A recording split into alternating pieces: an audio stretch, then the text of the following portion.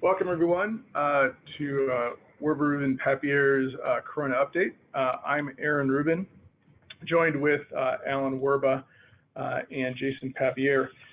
And just to let you know, we're recording today's session and will be available online hopefully later today.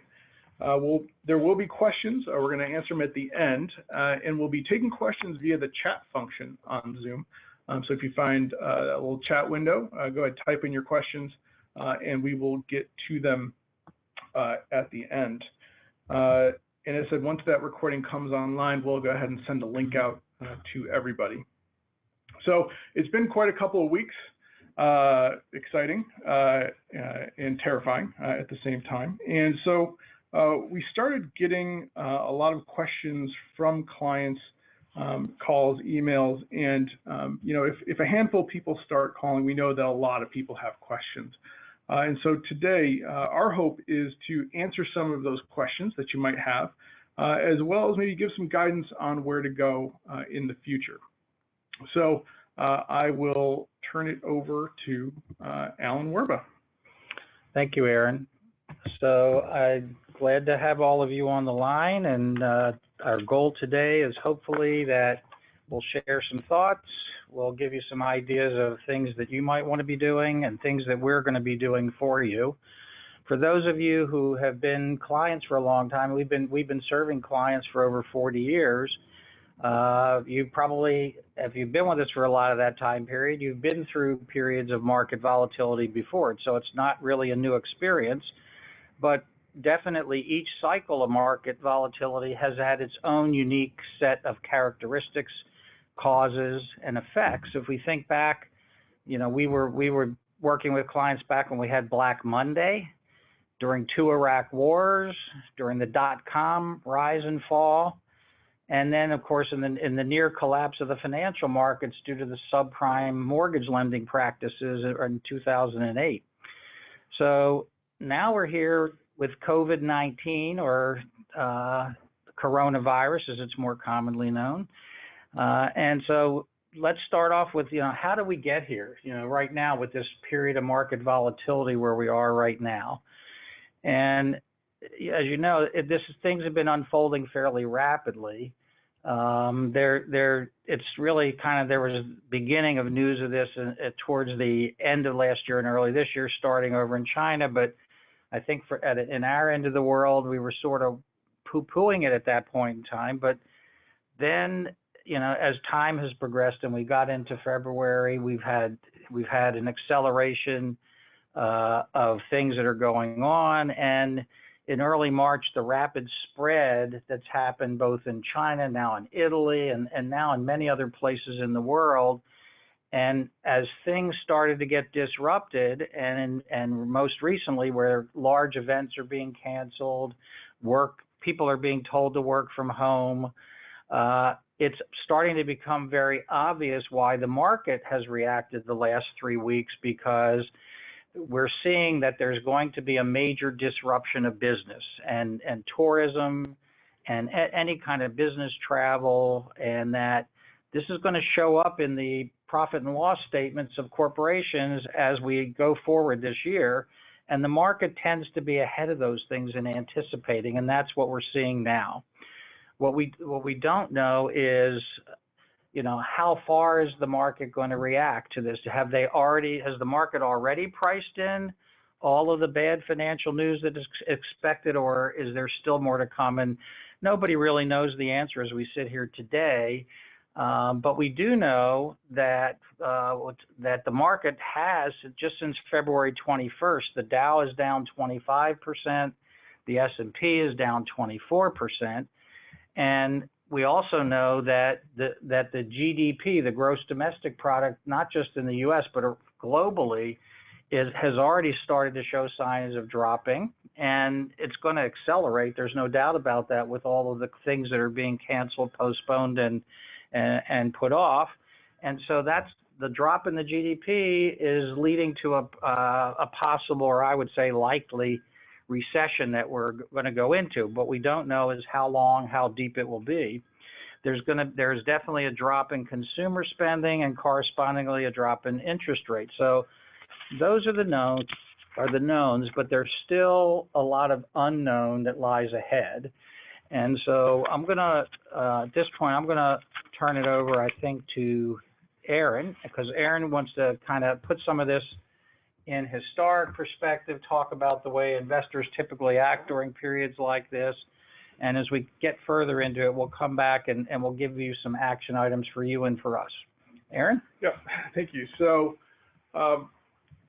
you know, when we start helping our clients, we start working with clients, you know, I think we all understand that it's more than just money that we're helping out with. We're helping our clients achieve their dreams, whether or not it's paying for college for kids or grandkids, buying the next house, retirement. All of those things are wrapped up into, you know, what we do. And our perspective, you know, when we build portfolios is fairly dispassionate. We do the things that Nobel Prize winners tell us to do.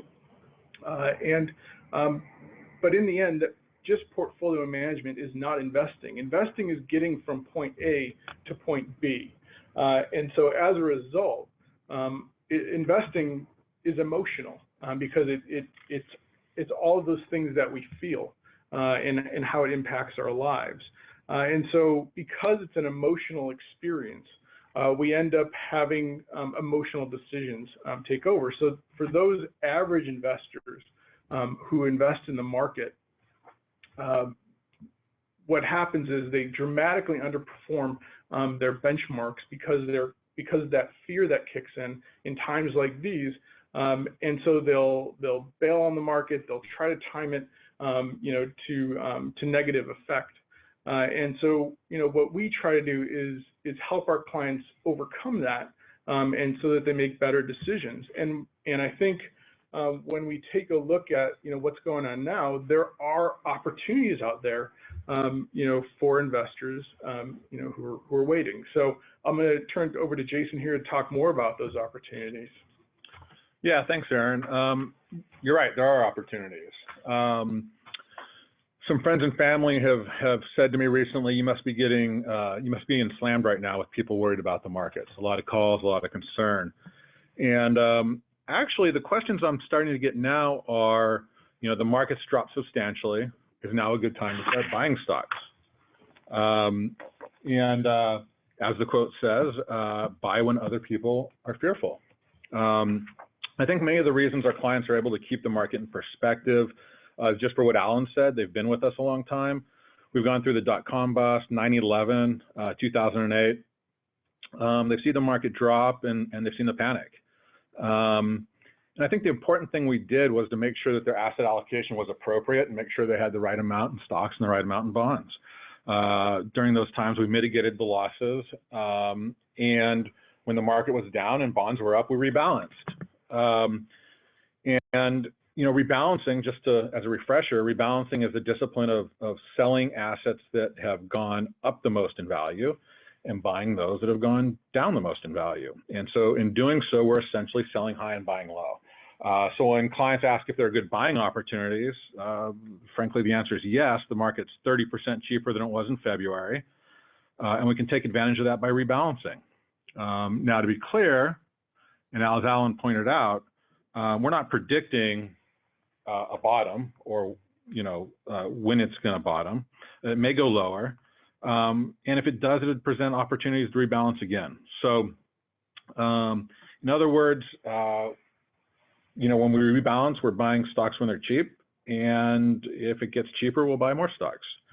And again, important remembering that we're rebalancing to your original asset allocation that is the asset allocation that's appropriate for you. The next thing I'm hearing is, Jason, I have some cash I've saved over time. Is now a good time to put it in the market? And I've just started having those conversations with clients, and I think it's a good time, frankly, to put it into your Schwab account if you're using Schwab. And we can talk about whether to dollar cost average it into the market or put it in when the time's right. But either way, if you have cash, you know, now's a fair time as good a time as any to start thinking about it. Again, it might get worse before it gets better. We don't know. But in a couple of years, I think we'll look back and realize that 30% discount was a pretty good entry point. Finally, I'd like to talk about taxes. Obviously, we're a tax-aware firm, and markets like this present opportunities to position clients to pay lower taxes in the future. We do this by tax loss harvesting and taxable accounts, which means we're selling funds that have lost value. We take the loss and we repurchase similar funds. Those losses can then be carried forward to offset against future gains. I know a lot of our clients have been with us for quite some time, and even with this drop, we might have significant gains in stock funds, but still we'll look for opportunities to harvest losses and set ourselves up for better future after-tax returns. So I think those are some of the opportunities that we're seeing now, and we'll certainly keep our eyes open. Aaron? Yeah, all great stuff. And I also think it's important to take some historical perspective. Certainly, every point's history is different than every other point. So, and this, the recent Corona thing is different than the bank meltdown, which was different than the OPEC crisis, which is different than the Great Depression. But looking things through a historical lens, again, can still help put things into perspective. And if we look at what's going on, we've had some sizable dip recently. We could see that the February 2020 number down almost 12%. March is down 12-14% as well. So pretty nasty back-to-back months. But when we look at almost 100-year history, it's not so far out of the realm of what's normal. And again, I think that's important to keep in mind. And if we look at those different years of the stock market, again starting the Great Depression, so 90+ years, those little dots are the biggest intra-year decline. So if we look to the far left, we see almost a minus 56% in about 1932, and then our Great Recession that we had more recently, a minus 47%. Again, the worst kind of loss that you had inside of a year. And then, but the important thing to keep in perspective is if we look across all of those years, 70 out of 93 are positive. And again, the trend line goes up. It's not a straight line. I wish it were, but it isn't. And that annualized total return, how does the market do, annualized over a long period of time? The answer is 10% historically. Obviously, it's no guarantee it's going to continue to do that. But again, keeping things in perspective, even in big years, up, you can have some pretty big intra-year declines. So again, everything put in perspective. I mean, our intra-year right now is down to about 26% negative, which is pretty good, from historical perspective, but not insanely outside of the norm. And then kind of the most important graph that I think we have today is what happens right after big drawdown. So the first one drawdown is obviously the Great Depression. And following the Great Depression, the very next year, which is what that's showing, is the next year return was up 104%. I'm not going to say it's going to happen this time. I hope it does. But the whole idea is that if you bail on the market now and you miss that big uptick, it's going to be very hard to recover from. And again, historically, those big downturns are followed by some pretty big upturns. So with that in mind, that history, I'm going to turn it back over to Alan, who's going to give us some takeaways of what you can do as clients and some of the things that we can do as advisors to help you. Okay, so as Aaron was saying, there's definitely recoveries at the end of each one of these historic downturns.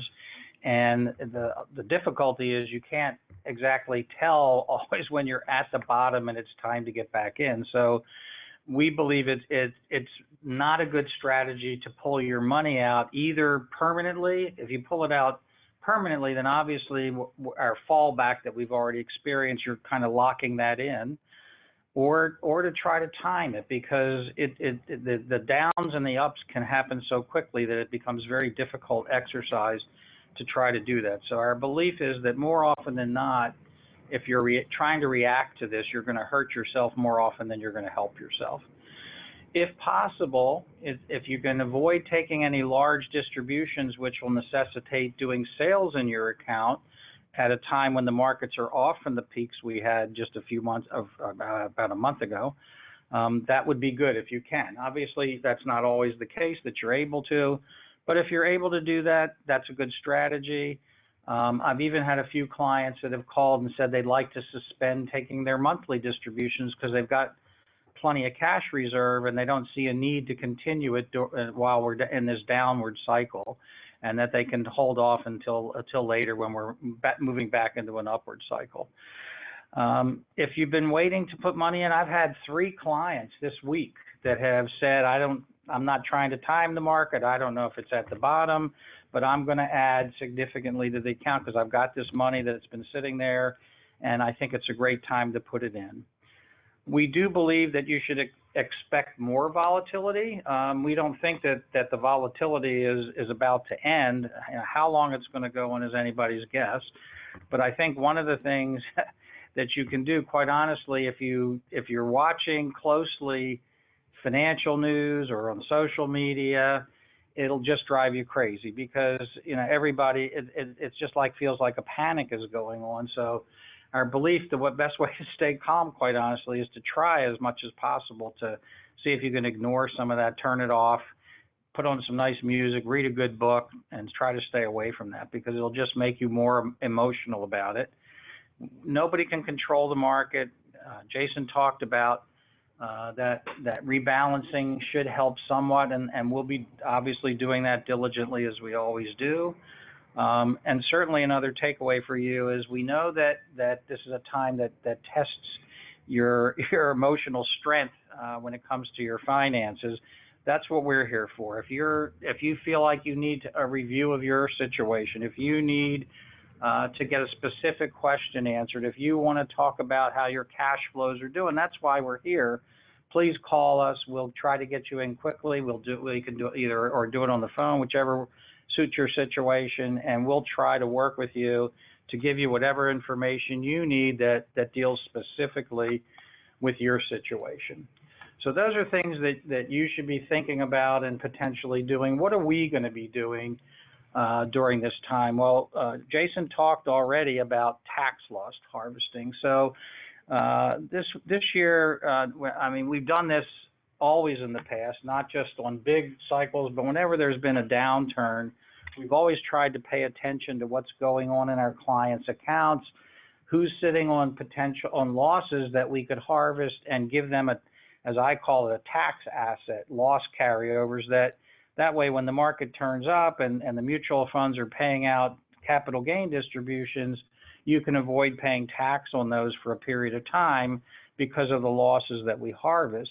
One unique twist this time is we have been starting to introduce to some of our clients where the situation was appropriate to move some of their funds from mutual funds into very similar ETFs, similar in the philosophy of tilted towards value, asset class approach that we've always used with DFA.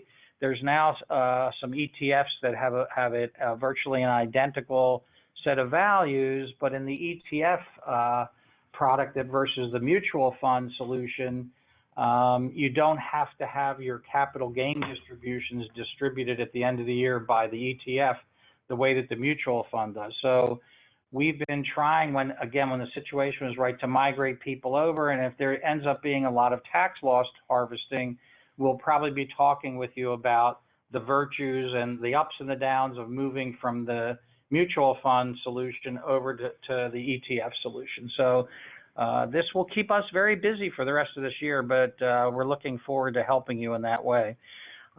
Risk tolerance assessment. I remember from the 2008 crash that this was a very important part of the conversation for many of my clients.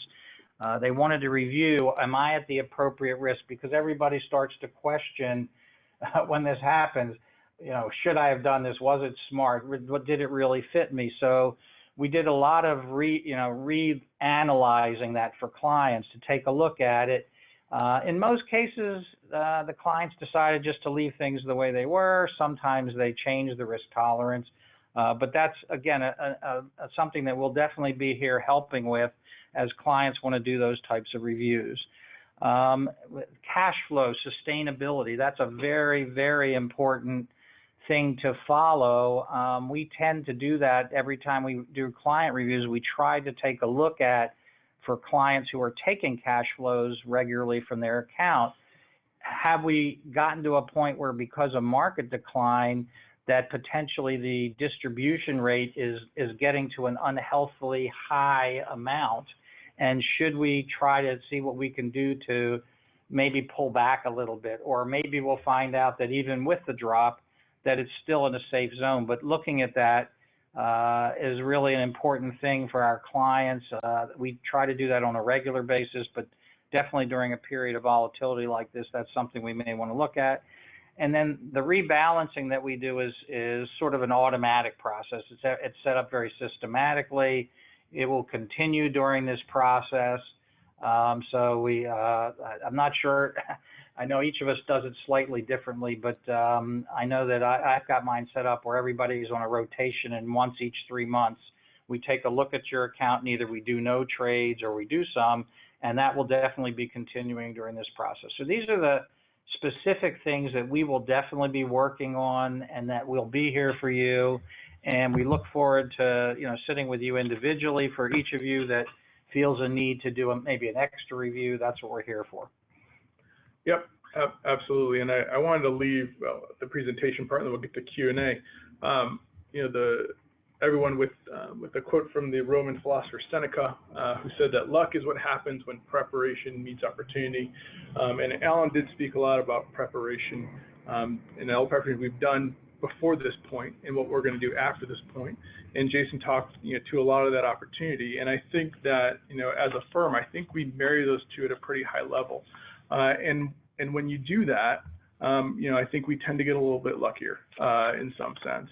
Again, that's what we try to do with all of our clients. So with that, I'm going to turn it over to Q&A. So you can type your questions again in that chat feature, and I'll get to it. But I wanted to start with this. I'll give it to Alan. If we want to meet, does it have to be in person? And will you be shutting down your firm? For the virus, you mean? Yes. Well, I can't. That's not our plan to shut down the firm, but you never know, what direction this is going to go, whether there'll be a government mandated kind of thing put on or not. But the plan for now is to be here. Some of the people that work for Loring Ward / Buckingham, because we're in the office with roughly 100 employees here, have started to work from home because it's fairly easy for them to do that. But our intent is to be possible in the office, but we can definitely meet with clients via telephone, via Zoom, and do meetings. We've always done that for clients, and many of our clients don't come into the office to do their reviews. And under the current circumstances, particularly those of you who are nervous about going out into public, we can definitely facilitate having a meeting where you can sit in your living room, and we can do it the same way we're doing this meeting. Mm-hmm. Okay. Jason, I'll give you this one. Oh, okay.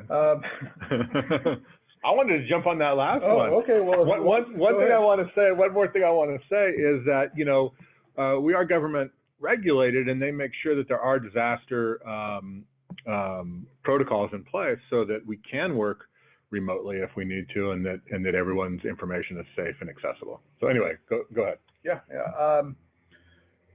So will we be going into recession? Well, most likely, right? I mean, I think that, and Alan addressed this at the beginning. I mean, if you listen to the economists, the reasonable economists. I think everyone is saying that we will be, and I don't know how you could not with so much shutting down and so much commerce starting. But obviously, the market realizes that as well, and it's a reason that the market has moved down so significantly. And the question isn't, are we going to go into recession? I don't think. I think the question is, how severe is it going to be and how long is it going to be? Alan, anything to add? Or no, I think Jason got that well. So I also believe that, along the same vein, that the market is likely to hit whatever bottom it's going to hit before we're at the end of the recession, because it'll be the market will get ahead of the news. As it anticipates, it is very common for it to do that and adjust very rapidly. So the expectation is at some point in time you'll see the market start to level out. That doesn't mean the recession, that signals that the recession is over. It's just probably saying that the market thinks that it's priced enough of the bad news in, and that maybe it's going to level out for a while. But you can't read too much into it. But when it does level, that's probably when we're going to get very active with our tax loss harvesting and things like that, when we start to see a little bit of a calm, so we can start to grasp, okay, well, how big were the losses? What can we do? Okay. Let's see, another question that came in. Any thoughts about adding gold, or I'll add commodities, to a portfolio? Alan, do you want to take? You've seen a lot of those kind of trends. Yeah, I mean, that's a question that comes up every time we're in one of these downturns. And if you look, we've never been an advocate of that. What the reason is, everybody says, well, you do gold, it's for disasters, and it's also a great inflation hedge. And if you look at the long-term chart for gold in particular, because that's the one that everybody always brings up first, it does not follow inflation. It doesn't look anything like inflation, and there are these very short periods where there's all of a sudden people get tuned into gold and it gets popular and it spikes up, and then it usually drops down and it levels out, and then it doesn't seem to follow any kind of regular pattern. So we've never liked gold as a kind of hedge for people. When it comes to inflation, the stock market tracks inflation far better than gold does as a commodity. Okay. So one question about this being a health crisis in nature, is there anyone that we're listening to, in particular, from the government? That's a tough question, because the government right now is putting out such conflicting information. I think we're getting better information, quite honestly, almost from the private sector than we are from the government. As an example, it was just this week where one of the doctors who's most knowledgeable on what to expect going forward, how is this going to magnify, what's it going to be, and he said he thinks all major sport events, all major gatherings should just be postponed.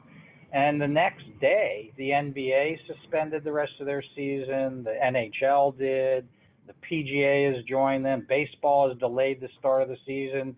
In New York, all of the theaters have closed for now. The Metropolitan Museum's gone dark. I mean, the public and private sector, I think, is giving better signals right now than the government is. Hopefully the government gets their act together and we can start to rely on it. But, I think right now as a country, the private sector and our citizens are doing a better job than the government is. Okay. In the end, you're good. Yeah, I mean, I think that it is a health crisis, and certainly, our job is not to be the global health monitors per se. I think what we're looking at, obviously, is portfolios and markets. And yes, I understand that they're related at this time, just like banking in 2008. But we're trying to keep our eye on the ball and look at the stock market and the bond markets. And I don't know any more about what the spread of the disease will look like than anybody else. Yeah, I mean, I'll say personally, I'm sort of letting the market do its work. I mean, the market's going to filter through that. And certainly, there are those who know more about it than I do. And again, who to trust again is, we'll see. Mm-hmm. Let's see, someone remarks that there are many global factors in here. Obviously, there are lots of different governments who have lots of different choices, and they make different choices than there's been in the last several decades. So the idea that you have to factor in those kinds of things to what a recovery may look like, what do you think about that? And I think, and I guess I'll take this one. And I think that's right. Because I think China has started to go back to work more, and different countries are going to have to make different calls. So what part recovers the next? Again, you're right that it's uncertain, but I think as kind of countries resume more business as usual, again, it's different economies are being impacted differently. You'll see the market react to that. And again, going back to my previous answer, the market's going to do its work. And again, reacting to which government's is going to have whatever reaction it's going to have is hard to do.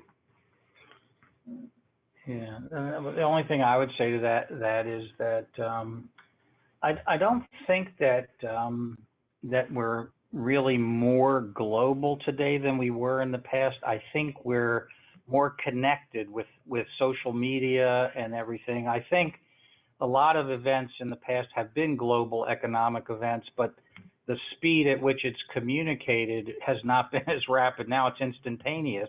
And so I think we're more dialed into it.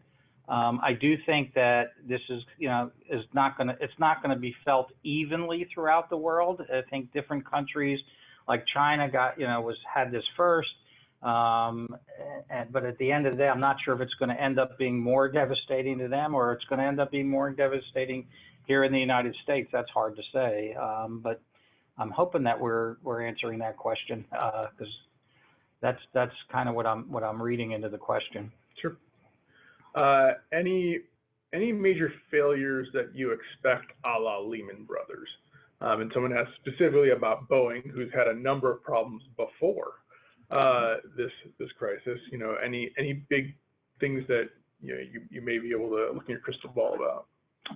Okay, I'm getting some tough questions here about crystal ball. My crystal ball is cloudy. I think I want to reframe that a little bit because, Lehman was a major failure. That was also, frankly, canary in the coal mine for the financial sector, and that was a bigger issue. Boeing is probably, frankly, more of a localized issue. Is Boeing gonna go bankrupt or not? I don't know, but I don't think it would have the same impact if it did that Lehman did on the financial markets. And in terms of major failures, you can look at, and I think Boeing is a good example. You look at the travel industry, right? I mean, is United Airlines are they going to continue? Well, I don't know. They're canceling flights, and they're only going to cancel more and more flights. So, but the point is, I don't think any of those sort of underpin our financial institutions, and that's what's really important. And I think that's what's going to be different this time, certainly than 2008.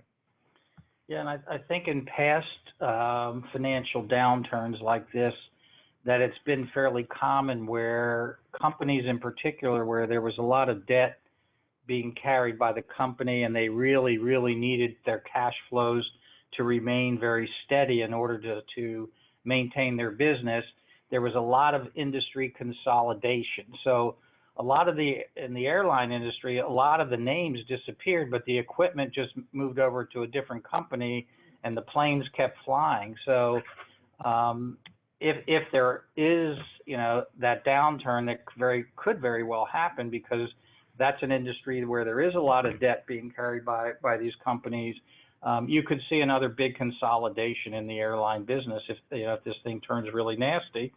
And that could be the same in other industries. But you know, if this lasts for, you know, a while, I'm sure there will be some companies that can't make it through, but there'll be other companies that will pick up the ball and run with it as the recovery comes. So it'll be rocky till this thing gets under control.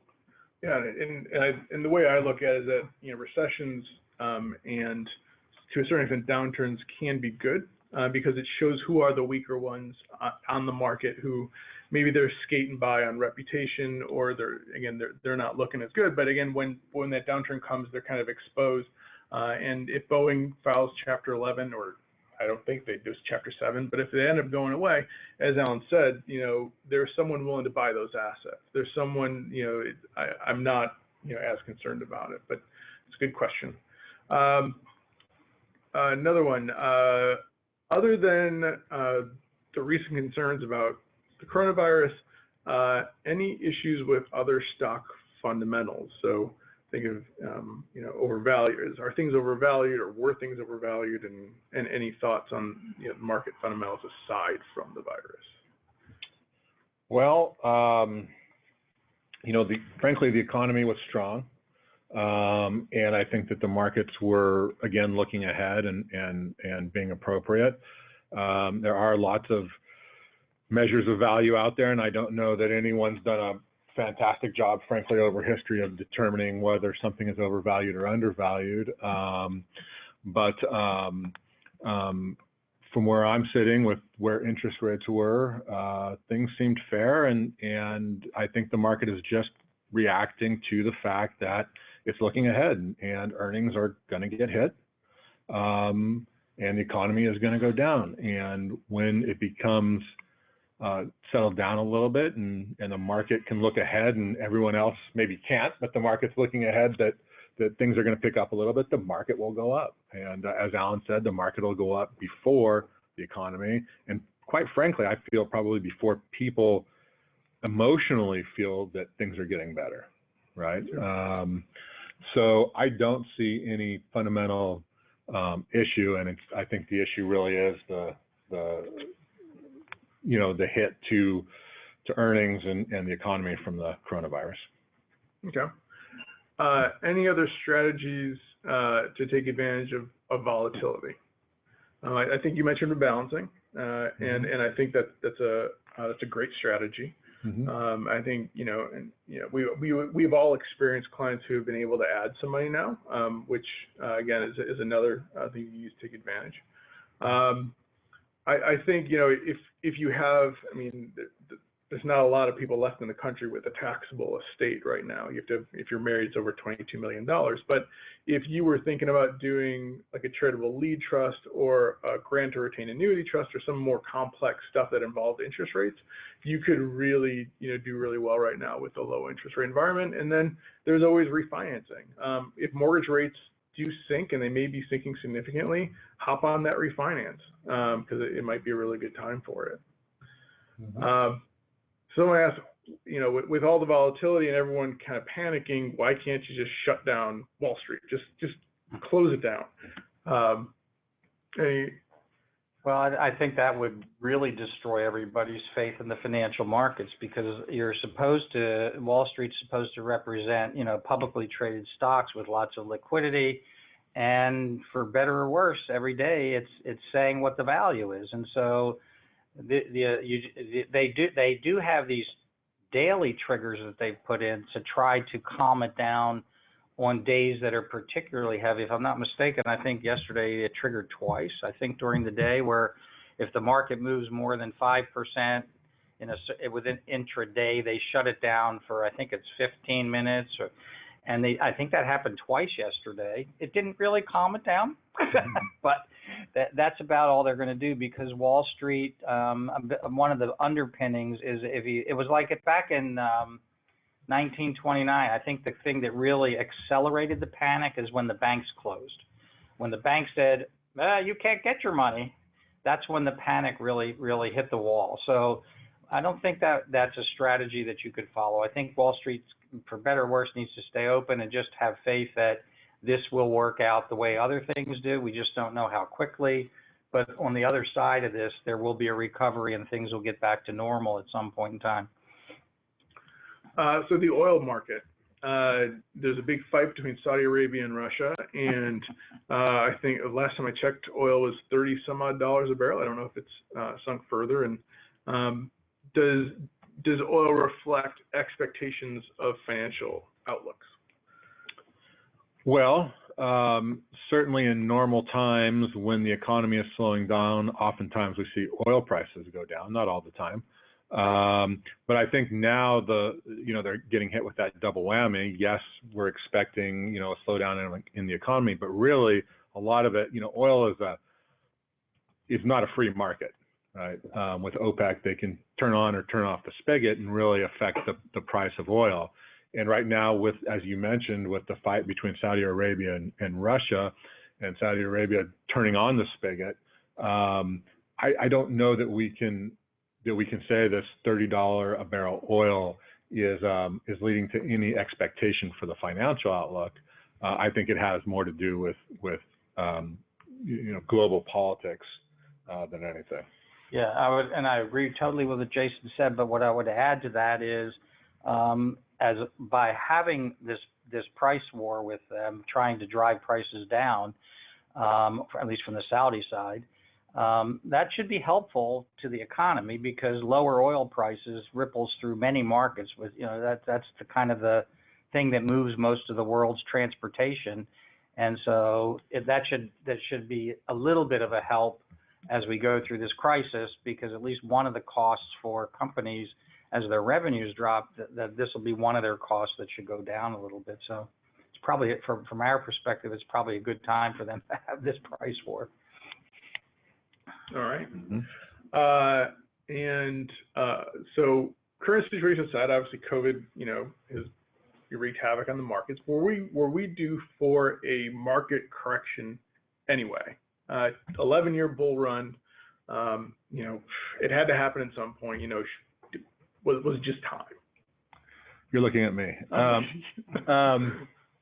So things don't happen because it's time, right? Things happen for a reason. But we know that events, black swan, they call them events, happen from time to time, and this is certainly one of those. So is it due? It's hard to go 20 years without a random event coming up and occurring. But again, things don't happen just because of timing. It seemed that the market was fairly priced for the economy, and so I guess the short answer is I think everyone was sort of expecting at some point this is going to end, but I don't know that it was poised for a correction. Yeah, and the other thing, some people, say we've been in a bull market ever since the crash, but if you look at just the annual market returns, we had a down year in 2011, we had a down year in 2015, a small down. We had actually a fairly significant down in 2018 that mostly went unnoticed by everybody. It happened in the fourth quarter.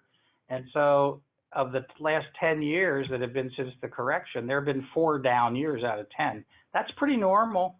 If you look back historically, that's a pretty normal kind of decade, but it's not a decade where everything was just racing up. So, but I definitely agree with what Jason said, that it's not on a schedule. The people on television and radio, when they talk about the markets and they say, yeah, it's time for it, there isn't a time. It's based on valuations and what does the market see is coming from up ahead. And right now, up ahead, they see a lot of black clouds, and that's what it's reacting to. Okay. So the Fed's cutting interest rates. We've already had a big tax cut a couple of years ago. Are there any measures that you think the government should take or has taken that will, positively impact the situation, or anything else related to the government that you think people should know about? Yeah, I mean, obviously the interest rates are big, and they'll likely, they'll likely continue to be supportive of the economy in that respect. I think they announced this morning that the Treasury was going to start buying bonds and up to a huge amount. I don't have it off the top of my head, but I seem to remember 1.5 trillion. You know, we saw 2008 and the government's reaction, and I think that the governments across the world are going to react aggressively. I know that there's talk about small business owners and giving some relief to small business owners. There's talk about pushing back the tax due date. So we'll just have to see, but I think over the next week we'll see a lot more information come out from the government about how they're gonna help the people who are frankly most at risk in these situations. Yeah, I think there was actually, I don't know whether more news has come out because we've been in meetings all day, but I know that you had Nancy Pelosi and Steve Mnuchin were meeting this morning to try to iron out a few differences in some kind of relief package specifically related to this, to people and businesses and areas of the economy that were going to be most heavily impacted, things that they might be able to do to help get them through it. I don't know whether that's already gotten passed, but stay tuned, because I think there will be something coming that way, and we'll have to withhold judgment to see exactly what they do to see whether it ends up being an effective thing or not an effective thing. Okay. The one other thing, I'm actually going to go back to a question about anything we can do with high volatility. And I just want to reiterate, Jason's point about rebalancing, is that in rebalancing cuts both ways. That in a down market, it's an opportunity to sell some of the bonds and buy stocks at a relative bargain. But at the same time, we're going to have some updates that are coming up pretty quick, hopefully. And as the market kind of recovers, in our stock part, the stock piece of the portfolio is above target, we're going to start selling some of those and buying the bonds again to keep the volatility within the portfolio in the range that it's supposed to be. So again, in times of extreme volatility, that's a perfect time for rebalancing both ways. So I don't see, well, let's see, one last question here. Okay. Are there particular segments of the market where you see the best buying opportunities? Alan, you want to take that one? I picked on Jason quite a bit at this point. Boy, these are the kind of questions I never like to answer. I would think that the best opportunities are going to be in the segments that get hit the hardest, because they're all there. I believe they'll all come back. The thing is, if you're going to do it, it's like our belief that the one risk that we want to try to keep our clients away from is specific security risk. So, if you see a particular, I remember back to TWA, I think that was the one. One of the airlines, goes back into the 80s, was down to like $1 a share, and you thought, there's no way that this company is going to go out. This is the time, buy it.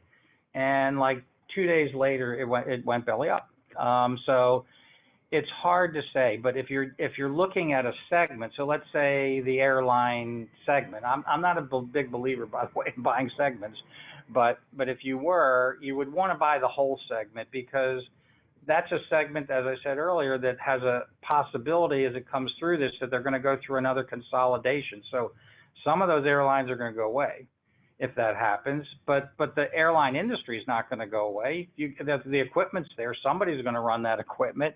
And so if you want to pick an industry that's been particularly beaten down, my recommendation would be, I would avoid trying to pick individual companies within that segment, and I would want to go much broader. We like the more the market approach, which takes it even broader, and that's always been our belief, is that's a less risky way. It doesn't mean you're going to do better or worse. We just believe that that's a little bit safer than trying to really pinpoint the company or the place to be. Has always been something that I thought was very difficult to do with any success.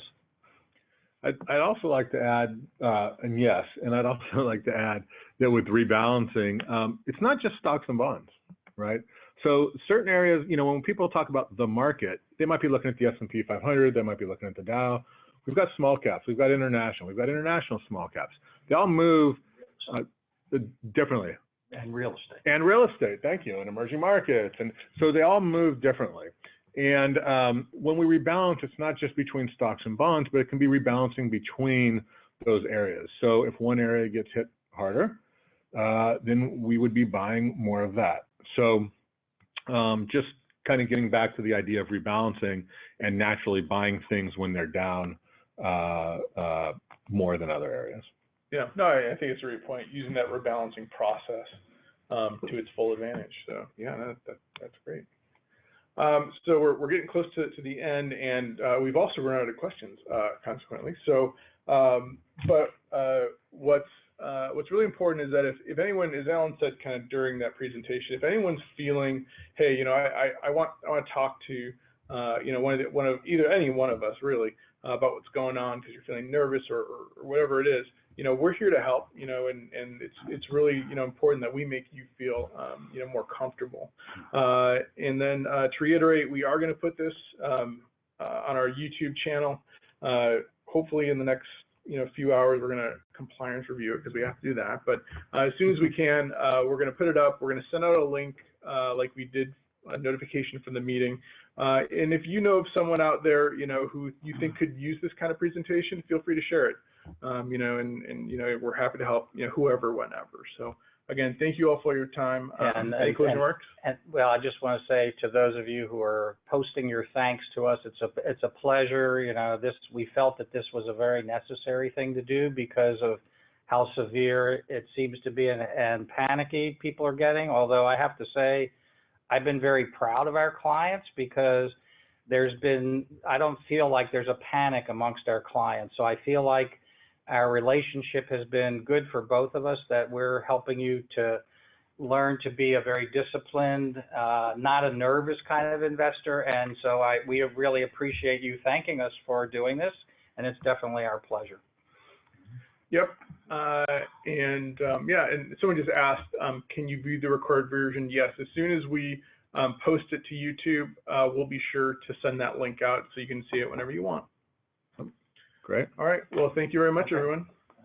Thank you.